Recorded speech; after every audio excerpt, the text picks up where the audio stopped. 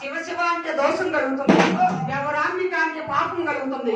శివుని పిలవరాదు, వ్యవరాంబని పిలవరాదని మహాతల్లి ఆకురాలయ్యి ఏడ్చుకుని బయలుదేరిందయ్యా. ఎక్కడ బయలుదేరింది? అత్యతముగా అనే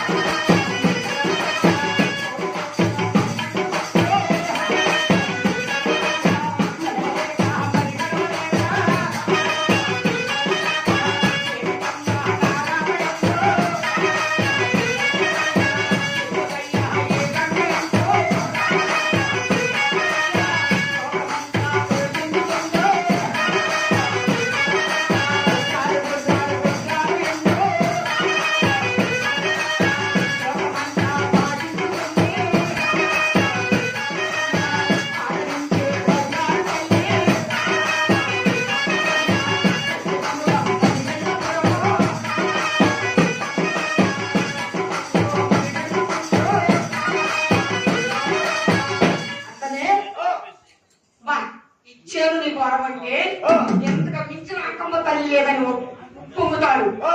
కానీ వచ్చేటప్పుడు ఎట్టొస్తారు? కోడిపోతే వెనకతల్లికి అందరం మన ముందు పోతే తల్లి మళ్ళీ ముందు చూస్తుందన్న చూడు. ఆడవారికి అంత ఆదర్శ ఉంటుంది. అదే ఆదర్శతో శ్రీశైలంలో మరి సంతాన ఫలితం లేదని ఎప్పుడైతే చెప్పారో నడవలేక కదలలేక నడుచుకుంటూ మరి అడిగలపురం వచ్చింది.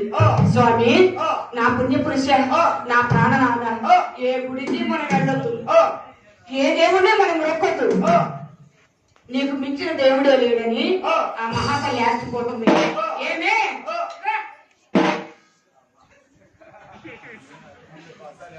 రంగమాంబ విను, నీకు సంతాన ప్రాప్తి ఉన్నది, కానీ ఆ టైం రాదా?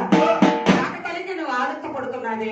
చక్కగా తిని హాయిగా పగిలించుదేవి అని తోదార్చి మరి దివ్యంగా నచ్చజెప్పి ఆ మహాబలిని మంచంలో కూర్చోబెట్టి ఆయన వారగట్ల చేతబట్టి మరి పారమీసం దువ్వుకుంటూ పావుకో వేసుకొని నేను సావిడి కాడికి వెళ్ళి ఆ దండివాళ్ళని కట్టేసి నీళ్లు పెట్టి మేకేసి వస్తానని వెళ్ళాడు. వెళ్ళయ్యా, నీకేముంది, నీ